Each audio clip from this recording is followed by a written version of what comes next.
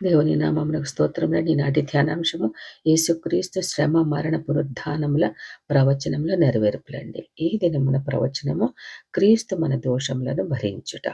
ప్రవచనముగా యెషయా గ్రంథం 53 అధ్యాయం 4, 5 వచనములలో నిశ్చయముగా అతడు మన రోగములను భరించెను, మన వ్యసనములను వహించెను.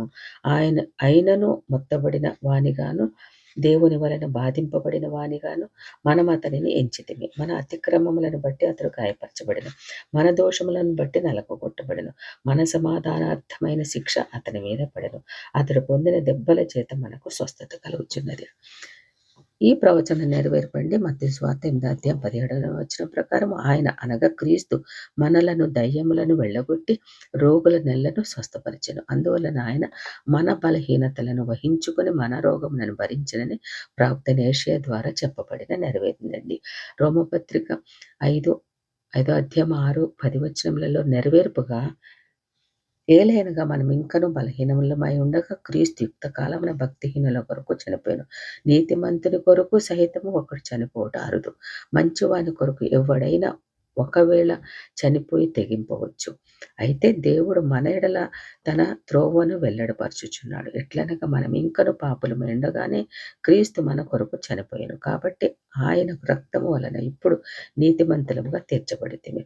ఏలయనగా మనము శత్రువులమై ఉండగా ఆయన కుమారుని మరణము ద్వారా మనము దేవునితో సమాధానపరచబడిన వారమే ఆయన జీవించుట చేత మరి నిశ్చయముగా రక్షింపబడుతాము.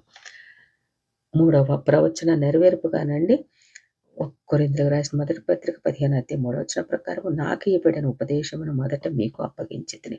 అదేమనగా లేఖనముల ప్రకారం క్రీస్తు మన పాపముల నిమిత్తం మృతి పొందెను, సమాధి చేయబడెను, లేఖనం ప్రకారం 3వ దినమున లేచెను.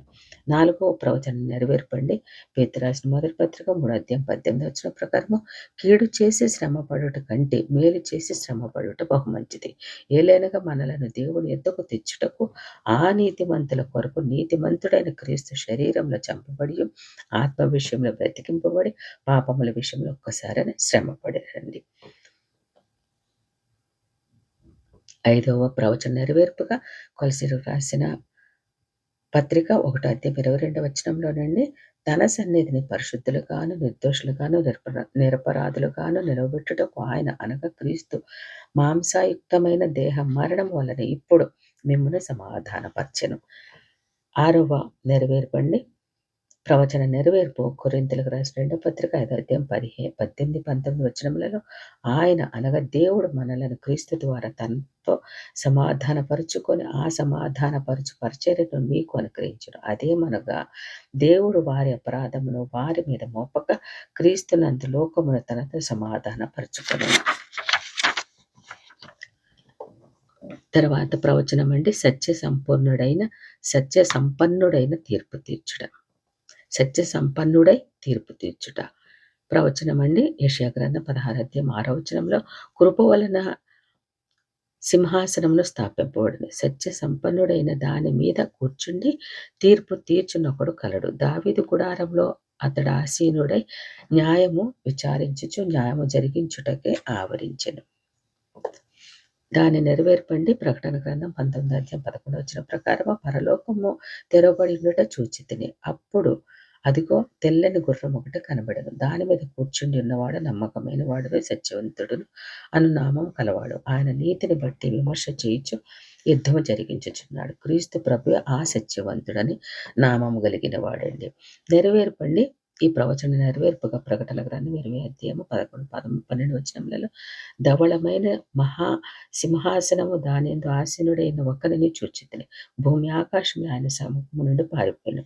మరియు గొప్పవారేమి కొద్దివారేమి మృతులైన వారందరూ ఆ సింహాసనం ఎదుట నిలవబడి ఉండుట చూచితిని. అప్పుడు గ్రంథము విప్పబడెను. ఆ గ్రంథమందు వ్రాయబడిన వాటిని బట్టి తమ క్రియల చొప్పున మృతులు తీర్పు తీర్చిరి. వారిలో ప్రతివాడు తన క్రియల చొప్పున తీర్పు పొందెను.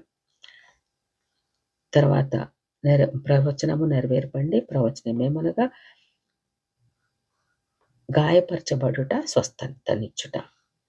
ప్రవచనం ఏమంటే అండి యెషయా గ్రంథం 53 అధ్యాయం 5వ వచనం ప్రకారం మన అతిక్రమ క్రియలను బట్టి అతడు గాయపరచబడెను, మన దోషములను బట్టి నలగొట్టబడెను. అతడు పొందిన దెబ్బల చేత మనకు స్వస్థత కలుగుచున్నదండి. ఈ ప్రవచనం నెరవేర్పుగా పేతురు రాసిన మొదటి పత్రిక 2:24 వచ్చిన ప్రకారం మనము పాపముల విషయమే చనిపోయి నీతి విషయమే జీవించినట్లు ఆయన తానే తన శరీరమందు మన పాపములను మ్రాను మీద మోసుకొనెను. ఆయన అనగా క్రీస్తు పొందిన గాయముల చేత మీరు స్వస్థత నొందితిరి. తర్వాత ప్రవచనం అండి, పాపరహితుడు ఏ కపటము లేనివాడు అనుట. ప్రవచనం ఎక్కడనగా యెషయా గ్రంథం 53:96 వచ్చిన ప్రకారం నిశ్చయముగా అతడు అన్యాయం ఏమీ చేయలేదు, అతడి నోట ఏ కపటమును లేదు. ఈ ప్రవచనం నెరవేర్పండి పేతురు రాసిన మొదటి పత్రిక 2:22 వచనములలో ఆయన పాపము చేయలేదు, క్రీస్తు నోట ఏ కపటమును కనబడలేదు, ఆయన దూషింపబడి బదులు దూషింపలేదు, ఆయన శ్రమ పెట్టబడి బెదిరింపక న్యాయముగా తీర్పు తెచ్చి దేవునికి తన్ను తాను అర్పించుకొనెను. తర్వాత ప్రవచనం అండి, అపరాధ పరిహారార్థ బలి అనేకులను నిర్దోషులు గావించుట అనున్నది. ప్రవచనం ఏమంటే అండి, యెషయా గ్రంథము 53:10-11 వచనములలో అతని నలుగు కొట్టుటకు యెహోవాకు ఇష్టమాయెను, ఆయన అతనికి వ్యాధి కలుగజేసి అతడు తనను తానే అపరాధ పరిహారార్థ బలి చేయగా అతని సంతానము చూచును, అతడు దీర్ఘాయుష్మంతుడగును, యెహోవా ఉద్దేశం అతని వలన సఫలమగును, అతడు తనకు కలిగిన వేదనను చూచి తృప్తి పొందును. నీతిమంతుడైన నా సేవకుడు జనుల దోషమును భరించి తనకున్న అనుభవ జ్ఞానం చేత అనేకులను నిర్దోషులుగా చేయలేదు. ఈ ప్రవచనం నెరవేర్పండి అపోస్తల కార్యములు 10:43 వచ్చిన ప్రకారం ఆయనందు విశ్వాసం ఉంచి వాడెవడో వాడు ఆయన నామము అనగా క్రీస్తు నామం మూలముగా పాప క్షమాపణ పొందునని ప్రవక్తలందరూ సాక్ష్యమిస్తున్నారండి. పేతురు కైసరలో కొర్నేలి ఇంట చేసిన ప్రసంగంలో ఈ యొక్క సన్నివేశం జరిగిందండి. అపోస్తల కార్యములు 13:38-39 వచనములలో కూడా ఈ ప్రవచన నెరవేర్పు.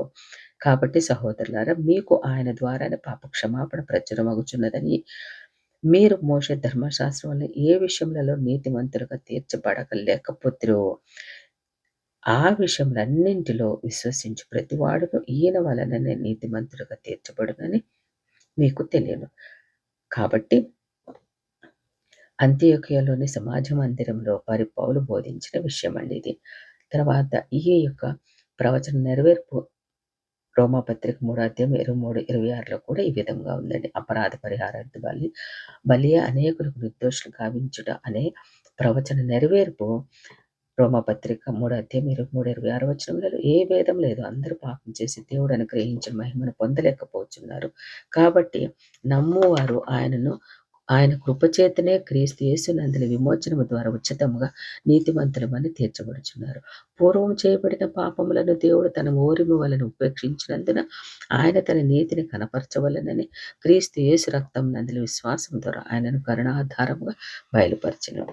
తర్వాత నెరవేర్పండి ఎఫెసీ పత్రిక 1:7 వచనం ప్రకారం దేవుని కృపా మహదైశ్వర్యమును బట్టి ఆ ప్రియుని యందు ఆయన రక్తం వలన మనకు విమోచనము అనగా మన అపరాధములకు క్షమాపణ కలిగి ఉన్నదండి. తర్వాత మరలా 5వ నెరవేర్పుగా పేతురు రాసిన 2వ పత్రిక 2:24 వచనం ప్రకారం మనము పాపముల విషయమే చనిపోయి నీతి విషయమే జీవించినట్లు క్రీస్తు తానే తన శరీరమందు మన పాపములను మ్రాను మీద మోసుకున్నారండి. 6వ ప్రవచన నెరవేర్పుగా యోహాను రాసిన మొదటి పత్రిక 2:2 వచనం ప్రకారం యేసుక్రీస్తు అను ఉత్తరవాది తండ్రి యుద్ధం అనుకున్నాడు, ఆయన మన పాపములకు శాంతికరమై ఉన్నాడు, సర్వలోకమునకు శాంతికరమై ఉన్నాడండి. తర్వాత ప్రవచనం అండి, తనను హింసించు వారి కొరకు విజ్ఞాపన చేశారండి. ప్రవచనం ఎక్కడనగా యెషయా గ్రంథం 53:12 ఏలైనగా మరణం పొందినట్లు అతడు తన ప్రాణమును ధారపోసిన అతిక్రమం చేయవారు ఎంచబడిన వాడైన అనేకుల పాపమును భరించుచు తిరుగుబాటు చేసిన వారిని గురించి విజ్ఞాపన చేసెను. ఈ ప్రవచనం నెరవేర్పండి లూకాసు వార్త 23:34 యేసు తండ్రి వీరేమి చేయుచున్నారు వీరు ఎరుగరు కనుక వీరిని క్షమించు అని చెప్పారండి. సిలువ వేయుచున్న సైనికులను గూర్చి అప్పగించిన యూదాను గూర్చి శాస్త్రులు పెద్దలు ప్రధాన యాజకులు ప్రజలు అపహసించు వారందరూ గూర్చి యేసు తండ్రిని ప్రార్థించున్నారండి. ఇది సిలువలో క్రీస్తు ప్రభు పలికిన మొదటి మాట అండి. ఆమేన్.